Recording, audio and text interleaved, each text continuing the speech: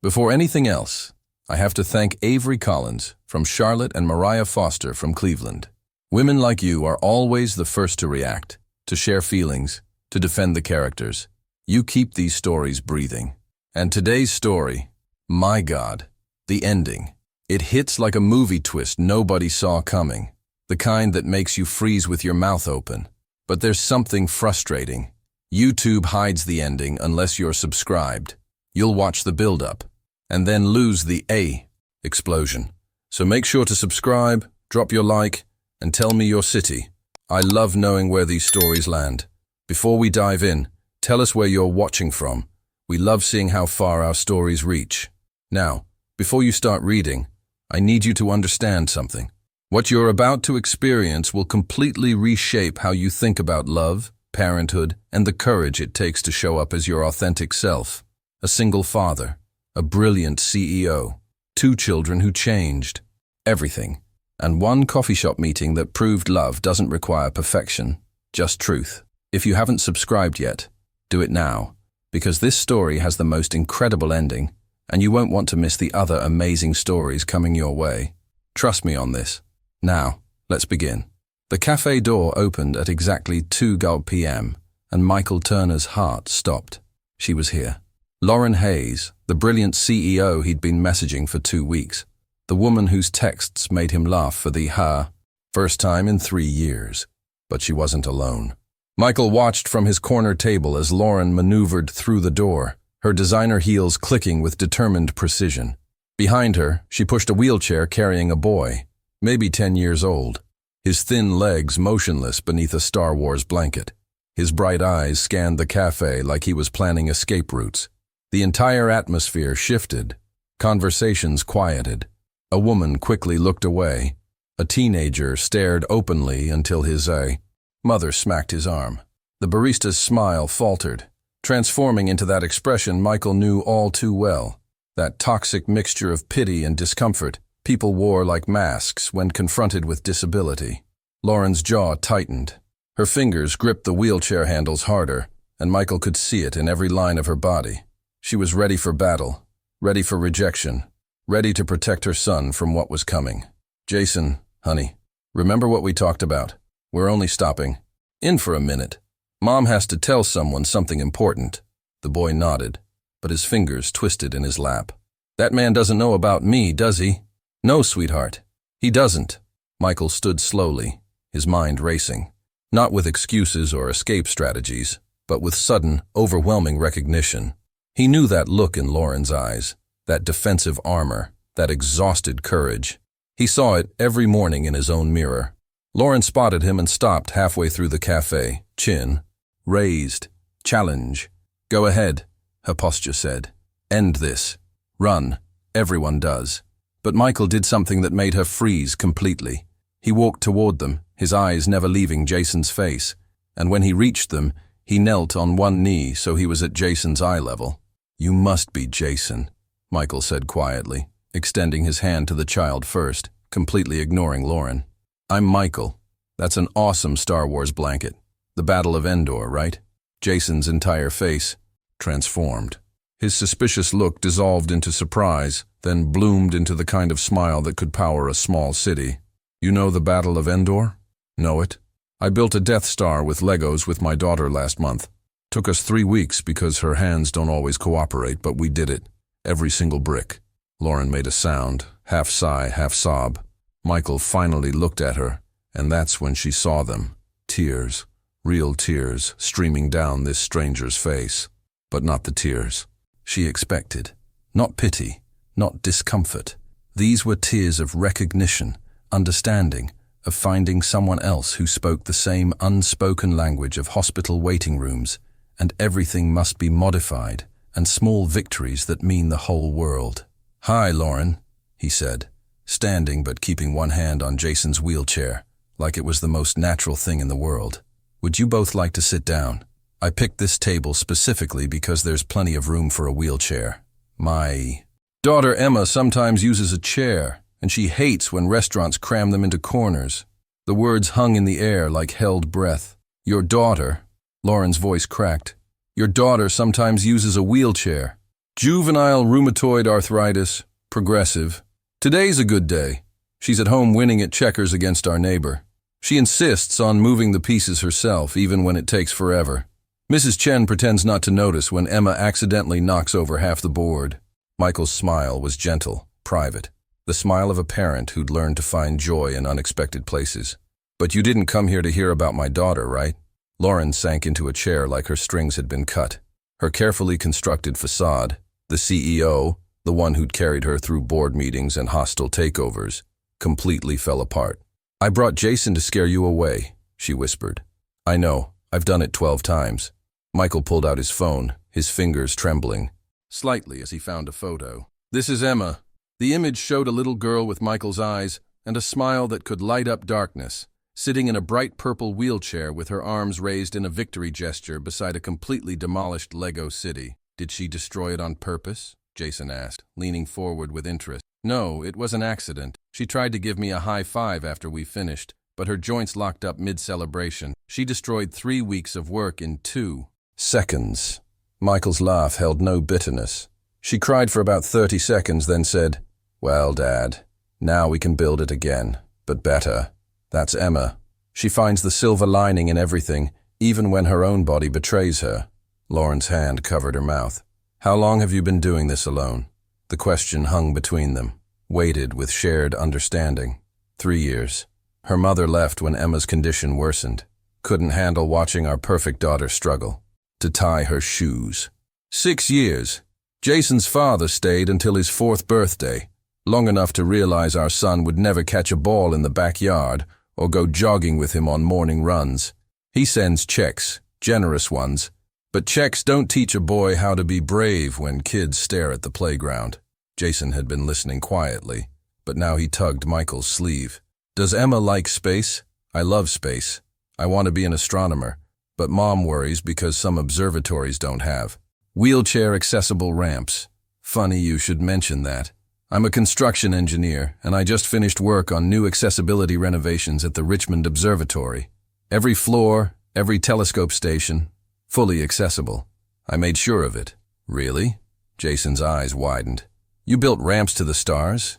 Ramps, elevators, wider doors, adjustable telescope handles, everything. Because everyone deserves to see the stars, wheels or no wheels.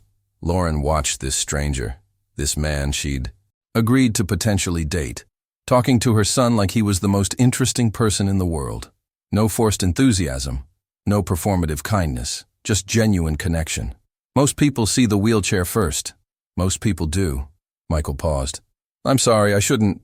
No, Lauren laughed. Actually laughed for the first time in months.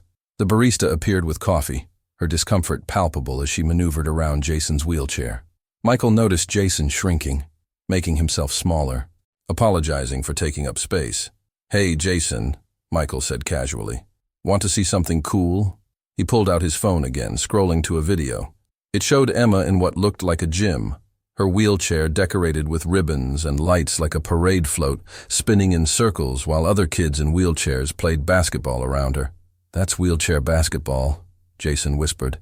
Saturday mornings, 10 a.m., adaptive sports program at the community center.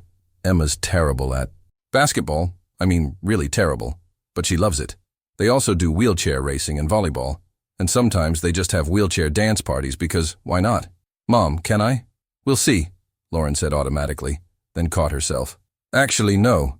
Not we'll see. Yes. If Michael thinks it'll be okay, then yes. More than okay. Emma will be thrilled to have a new friend. She's the only girl in the program right now, but she's holding her own. Last week she ran over 3 kids' toes and told them they were moving too slowly. Jason giggled. She sounds awesome. She is, but don't tell her I said that. She's already convinced she's invincible. The conversation flowed like water, finding its level. Lauren told him about the first time someone suggested she should put Jason in a home for his own good. Michael shared the rage he felt when Emma's own grandmother called her broken. They compared horror stories about educational plans and celebrated tiny victories. Jason's first A in math, Emma painting a sunset despite her stiff fingers. I run a medical tech startup. We develop affordable mobility devices for children, prosthetics that grow with them, wheelchairs that don't cost more than cars. I founded it because I was tired of fighting insurance companies for every single thing Jason needed. That's incredible. I design accessible playgrounds in my free time. Haven't built any yet, but I have 17 different plans. Swings that accommodate wheelchairs, sensory gardens for kids with different needs, structures that let children of all abilities play together, not just alongside each other. 17 plans? Couldn't sleep. Started designing instead of staring at the ceiling worrying about Emma's future. Plan number 12 is my favorite. It has a fully accessible spaceship. Jason might like it. Jason pulled out a notebook, drawing something with intense concentration. Lauren glanced over and smiled. He's drawing Emma. He always draws new people he likes. It's his way of remembering them. Can I see? Michael asked Jason directly. The boy showed him shyly. The drawing was remarkable. Not just skilled for a 10-year-old, but truly artistic. It captured something essential about Emma from the photo, her determined spirit somehow visible in the pencil strokes. "You're an artist," Michael said. "Seriously, this is really good. Kids at school say art is stupid. They say I only draw because I can't play sports. Kids at school are wrong about a lot of things. You know what Emma told a kid who made fun of her wheelchair? What? She said, 'I have wheels that help me move. You have a mouth that should help you think before speaking, but we all have equipment that sometimes doesn't work.'" Jason laughed so hard he snorted, which made him laugh even harder. Lauren watched her son, her beautiful, brave boy who'd become too quiet, too careful, come alive under the attention of this stranger who wasn't a stranger at all. "I should confess something," Michael said, meeting Lauren's eyes. "My sister created my dating profile. I almost canceled 3 times today. Actually, why didn't you cancel? Because your messages reminded me what it's like to be just Michael, not just Emma's dad or the guy with the disabled kid. You talked to me like I was a whole person, but I was terrified to tell you about Emma. I planned to wait until the 3rd date, maybe 4th. I was going to ease you into it, like slowly entering cold water. Instead, I threw you into the deep end with a 10-year-old in a wheelchair. Best thing you could have done. I'm terrible at pretending everything's normal when it's not. My version of normal includes knowing which restaurants have accessible bathrooms and carrying a spare set of finger splints in my pocket. Lauren reached across the table, taking his hand. Her fingers were soft but strong, calloused in odd places from pushing Jason's wheelchair. "I've been on 12 first dates this year," she said. One man actually asked if Jason was okay mentally because he assumed paralyzed meant brain damage. Another said he didn't want to play dad to a defective kid. The last one, the one I really thought might work, disappeared the moment I mentioned Jason's wheelchair. Their loss. "You don't even know us." "I know enough." Michael gently squeezed her hand. "I know you're brave enough to bring your son on a first date because protecting him means more than finding love. I know. You started a company to help kids like ours because anger is only useful when you transform it into change. I know you've probably cried in more hospital bathrooms than you can count, but never where Jason could see you. I know you became an expert in a medical field you never wanted to study. I know you wake up at night wondering if you're enough, if you're doing it right, if your love can compensate for all the things you can't fix." Lauren's tears flowed then, quiet and steady. "I know," Michael continued, "because I live this too, every single day, and for the first time in 3 years, I'm sitting across from someone who doesn't need me to explain why I know the names of 8 different types of arthritis, or why I consider it a victory when Emma can button her own coat." "Mom," Jason's voice was quiet. "Are you okay?" "Yes, honey. Everything's very okay." "Is Michael the reason we really came here? Not just to tell him something and leave?" Lauren looked at her son. This perceptive child who saw everything despite, or maybe because of, his unique perspective on the world. "Yes," she admitted. "Michael is the reason we came." "Good," Jason said simply, then turned to Michael. "Are you going to date my mom?" Michael looked at Jason, then at Lauren, then back at Jason. "I'd like to get to know you both better, but it's not just my decision. What do you think?" Jason considered this seriously. "Do you like Star Trek, original, or Next Generation?" "Next Generation. Picard was the best captain." "Correct answer." Jason nodded solemnly. "Do you eat vegetables when you're forced to?" "Yes." "Also correct." "Last question. If someone made fun of my wheelchair, what would you do?" Michael looked the boy straight in the eyes. Depends. If it's a kid, I'd explain why they're wrong and help them understand better. If it's an adult, I'd use bigger words to explain why they're wrong. And if anyone ever tried to hurt you, wheels or no wheels, they'd have to go through me. First, Jason looked at his mother. I like him. Me too, Lauren whispered. The cafe manager approached their table apologetically. I'm sorry, but we're closing in about 10 minutes. Michael blinked, checking his phone. They'd been there for 3.5 hours. It felt like minutes, and simultaneously like an entire lifetime. I can't believe we've been here so long, Lauren said, starting to gather her things. Time flies when you're not explaining why your child needs extra time for everything, Michael said, helping organize Jason's backpack hanging from his wheelchair, or apologizing for existing in spaces not designed for wheels, Lauren added. They moved toward the exit. Michael naturally found himself beside Jason's wheelchair, his hand occasionally steadying it on uneven thresholds, not taking control, just supporting. Lauren noticed. Jason noticed too. Outside, the late afternoon sun painted everything gold. Jason lifted his face, eyes closed, soaking up the warmth. Michael and Lauren stood quietly, both recognizing the moment. Children like theirs learned to savor simple pleasures because they knew how quickly things could change. So, Lauren said, Saturday, adaptive sports program, 10 a.m., Building C at the community center. Fair warning, Emma will probably interrogate Jason about everything from his favorite color to his opinion on whether hot dogs are sandwiches. Hot dogs are definitely not sandwiches, Jason said firmly. Ah, you two are going to get along perfectly. Emma will argue that position for hours. They stood by Lauren's adapted van, the one with the wheelchair lift and the proud mom of a special needs kid sticker she'd placed defiantly after someone left a note saying she shouldn't use handicapped parking because she could walk. Michael, Lauren started, then stopped. I just didn't expect this. Someone who won't run. Someone who'd run toward us instead of away from us. Michael's phone buzzed. A message from his neighbor. Emma says if you're not home in 20 minutes, she's making cereal for dinner again. He showed Lauren the message, laughing. She's 8 and thinks she's 18. Last week she tried to do her physical therapy exercises alone and got stuck in a position I can only describe as pretzel meets modern art. Jason once tried to fix his legs with duct tape and a bicycle pump. The logic was sound if you're 10 and don't understand paralysis. Our kids are something else. They're everything else. As Lauren loaded Jason into the van, the boy called out, Michael, will Emma really be there Saturday? Wild horses couldn't keep her away, especially when I tell her I'm getting a new friend who likes space and Star Wars. Tell her I think she's brave, Jason said quietly. For the Lego thing, the basketball and everything. I'll tell her. But Jason, you're brave too. Braver than most adults I know. The boy beamed, and Lauren silently mouthed, thank you, over his head.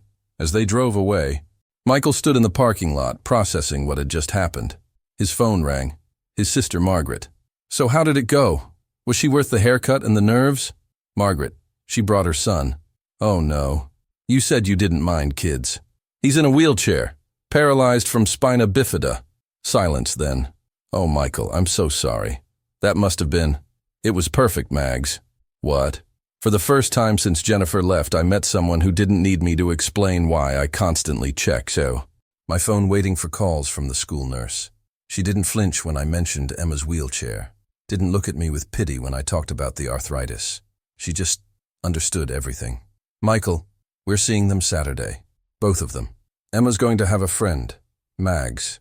A real friend who won't exclude her from birthday parties because parents don't want to deal with her needs. His sister's voice was thick with tears. I'm so happy for you, for both of you, for all four of you. Michael drove home and found Emma on the couch, her legs elevated on special cushions, sketching in a pencil grip adapted for her needs. How was the date? She asked without looking up. How did you know I had a date? Aunt Margaret can't keep secrets. Plus, you're wearing your nice shirt and smell like cologne instead of blueprints. Michael sat beside her carefully, mindful of her sensitive joints. It was interesting. Bad interesting or good interesting? Good. Very good. She has a son. Emma's face fell slightly. Oh, he's in a wheelchair. His legs are paralyzed. His daughter's head whipped around. What? His name is Jason. He's 10. He loves space and Star Wars and draws really well. He wants to meet you Saturday at the adaptive program. Emma's eyes became huge. Another kid like me? Not exactly like you. His legs are paralyzed, but yes. Another kid who understands. Do people stare at him? Yes. Does he have to skip fun stuff because places aren't accessible? Yes. Does he hate when people talk about him to adults like he's not there? I'm absolutely sure he does. Emma was quiet for a moment, processing. His mom likes you even though because you're exactly who you are. Not despite it, because of it. Dad? Yes, honey? I'm scared. Michael pulled her gently to him. Of what? What if they figure out we're too complicated? What if Jason's mom is just being nice? What if they see how hard it is on my bad days and leave like, Mom did? Then they wouldn't be worth our time. But Emma, I don't think that's going to happen. How do you know? Because when Lauren saw me crying in the middle of that cafe, she didn't run. She cried too. Sometimes, sweetheart, broken people recognize each other, and sometimes they realize they're not broken at all, just waiting for someone else who speaks their language. Saturday morning arrived gray and drizzly, what Emma called arthritis weather, because the dampness made her joints ache. Michael almost texted Lauren to reschedule, but Emma insisted on going. If Jason comes and I'm not there, he'll think I didn't want to meet him. I know what that's like. They arrived at the community center 5 minutes early. The parking lot was nearly empty. The adaptive sports program wasn't exactly overflowing with participants. Michael was helping Emma into her sports wheelchair when Lauren's van pulled up beside them. The lift lowered, and Jason appeared in a loose basketball jersey, his face nervous but determined. Emma and Jason looked at each other across the space between their wheelchairs, sizing each other up with the cautious assessment of children who'd learned to be careful with their hope. Hi, Emma finally said. I like your shirt. I'm Jason. I like your wheels. They're purple. Purple's the best color. No way. Blue is best. Purple. Blue. Want to argue about it while playing basketball? Absolutely. And just like that, they became friends. Not inspirational poster friends. Not, look how brave the disabled kids are friends. But real friends who'd found their person in a world that didn't always make room for them.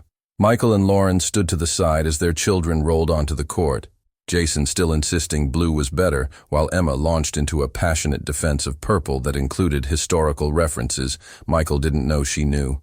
She's amazing, Lauren said quietly. So is he. I mean, she's just a kid being a kid, who sometimes uses wheels. You gave her that, this normalness in the abnormal. You did the same for Jason. They watched as Jason attempted his first shot. The ball missed completely, bouncing off the backboard support. Emma laughed. Not with malice, but with joy. That was terrible, she called out. Here, watch me be equally terrible. She threw the ball with her stiff fingers. It flew backward. Both children dissolved into laughter, the kind that comes from finding someone who understands that key. Sometimes you have to laugh or you'll cry, and laughing is so much better.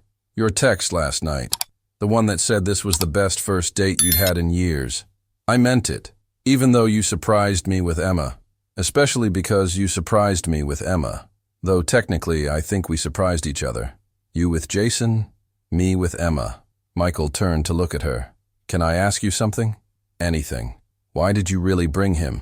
The truth. Lauren watched Jason passing the ball to Emma, who caught it against her chest, and smiled triumphantly. Because I'm tired of pretending I'm not a package deal. I'm tired of men who say they don't mind kids, but assume Jason's some normal kid who'll play catch in the backyard and grow up to give them grandchildren who'll carry on the family name. I'm tired of explaining that my son is brilliant, funny, artistic, and worth knowing exactly as he is. So I brought him as a test, a filter, a way to fail fast if we were going to fail. And if I had failed, then Jason and I would have gone for coffee and to the science museum, like we do most Saturdays. But you didn't fail. You saw him. Really saw him. On the court, Emma was teaching Jason her signature move, spinning the wheelchair in circles until dizzy, then trying to shoot. It was ridiculous, beautiful, and perfect. My ex-wife couldn't handle Emma's condition, Michael said.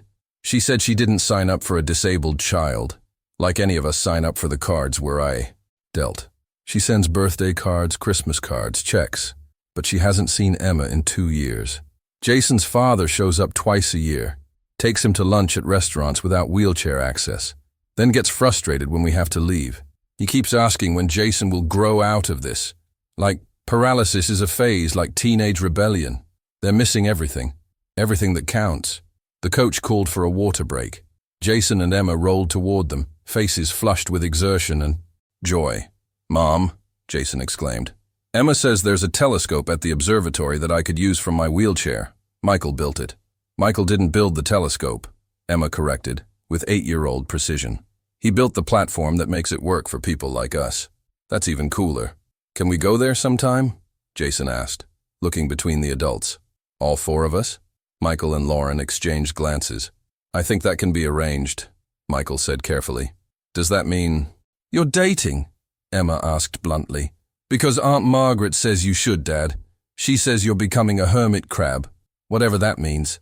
Emma: "What? It's true. You only leave the house for work and my appointments. That's not healthy. My therapist says so." "Your therapist talks to you about my social life?" "No, but she asks if you're taking care of yourself too.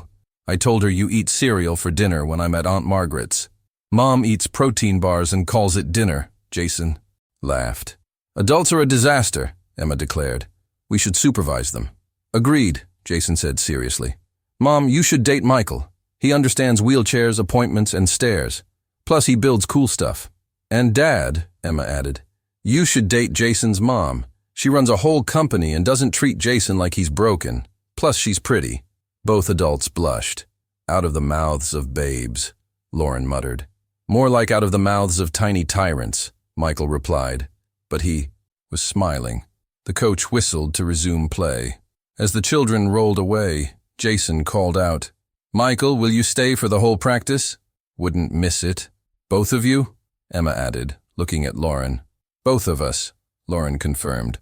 They spent the next hour on the sidelines, not talking too much, just existing in the same space. Occasionally their hands brushed. Once, when Jason made his first successful basket, Lauren grabbed Michael's arm in excitement and then didn't let go for a full minute. "This is nice," she said quietly. "Which part?" "All of it. Watching them be kids, not having to explain or apologize, having someone else who gets it." She paused. "Having you here." Michael wanted to kiss her right there, in the middle of the community center that smelled of old gym socks and industrial cleaner, with their children playing adaptive basketball badly but enthusiastically. He wanted to kiss this woman who'd walked into that cafe armed with her son and her courage and changed everything. Instead, he took her hand properly, intertwining fingers like their lives were beginning to intertwine. Complicated and imperfect, but somehow exactly right. "Next Saturday?" he asked. "We'll be here, and maybe dinner after. All 4 of us. I know a place with great ramps, wide aisles, and the best mac and cheese in town. Emma's favorite. Jason loves mac and cheese." Then it settled. When practice ended and they were helping the kids pack up, the coach approached. Michael and Lauren. "I just wanted to say," the older woman said, "it's wonderful seeing Emma and Jason together. We don't have many kids in the program. They usually drop out. But these 2 have something special. Hold on to that." In the parking lot, as they loaded wheelchairs and tired children, Jason asked, "Emma, do you ever wish you weren't disabled?" "Sometimes," Emma answered matter-of-factly. "But then I think about all the cool people I've met because of it. Like you. Normal kids are, boring. We're interesting.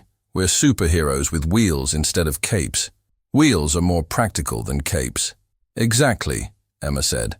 Michael and Lauren stood between their vehicles, reluctant to end this. "Thank you," Lauren said simply. "For what?" "For seeing Jason before his wheelchair, for making Emma laugh, for not running. Thank you for being brave enough to show up as you really are, both of you. Next Saturday, same time. That's a date. A date or a kids playing basketball?" "Date?" Michael smiled. "Both." As they drove in opposite directions, Michael's phone buzzed with a message from Lauren. "Jason won't stop talking about Emma. He's already planning to teach her about constellations," he replied. "Emma's drawing pictures of Jason's wheelchair to figure out how to make it more aerodynamic for racing. Our kids are going to be trouble together, aren't they? The best kind of trouble." That night, as Michael tucked Emma into bed, careful of her evening stiffness, she said, "Dad, I think Mom was wrong." "About what, honey?" "We're not broken. We're just different.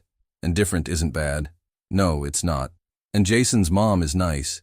She didn't look at me like I was sad or brave or special. She just looked at me like I was Emma. You are just Emma. Regular, wonderful Emma." "Dad?" "Yeah? Don't mess this up." "Okay." Michael laughed, kissing her forehead. "I'll do my best." Meanwhile, Lauren was having a similar conversation with Jason. She didn't care. "About my wheelchair, Mom. She just wanted to know if I liked purple or blue better."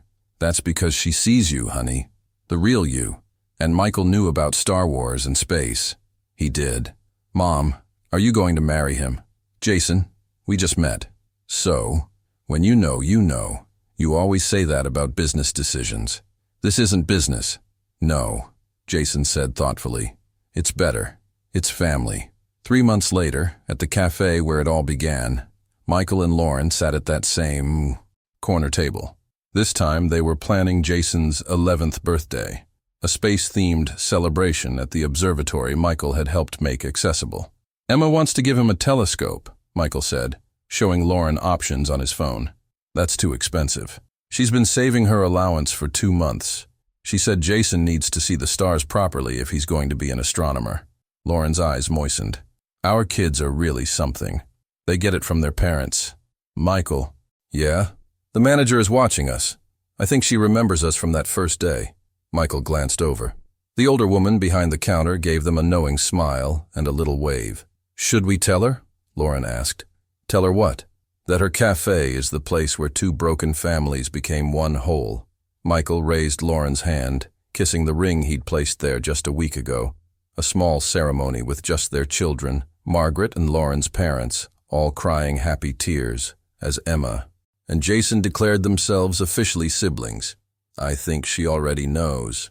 The manager told everyone who would listen about the day the CEO brought her paralyzed son on a blind date, expecting rejection, but finding love instead. She told them about the single father who cried when he saw the boy, not from pity, but from recognition. She told them about 2 children who became inseparable, who taught each other that different doesn't mean less than. But mostly she told them about the power of showing up exactly as you are, with all your broken pieces, and finding someone who doesn't want to fix you, but wants to build something beautiful with you. Because sometimes love doesn't look like perfection. Sometimes it looks like wheelchairs and joint braces, adaptive equipment, and accessible ramps. Sometimes it looks like understanding without explaining, accepting without fixing, loving without conditions. Sometimes it looks like a cafe on Maple Street where 2 single parents stopped, pretending everything was fine, and discovered that broken crayons still color beautifully. They just need someone who sees their potential instead of their limitations. And in a world that often looks away from disability, that treats difference as deficit, that confuses wheelchairs with tragedy, the story of Michael and Lauren became proof that love doesn't require perfect bodies or typical families. It only requires 2 people brave enough to say, "We're not broken. We're just waiting for someone else who also colors outside the lines." The cafe still stands on Maple Street. The manager has since retired, but she trained her successor to always keep that corner table free on Saturday afternoons, because you never know when someone might walk in pushing a wheelchair, ready to filter out anyone who can't handle their reality. And maybe, just maybe, they'll find someone who doesn't see the wheelchair first. They'll find someone who sees the person, the warrior, the survivor, the parent, the human, and discover that different isn't less than. It's just different. And sometimes, different is exactly what makes 2 people perfect for each other. If this story touched your heart, remember that every single parent, every family facing challenges, every person navigating disability deserves love exactly as they are. Share this story with someone who needs to hear it. Subscribe if you believe in love that sees beyond limitations. And remember, we're all just looking for someone who sees us, really sees us, wheels and all.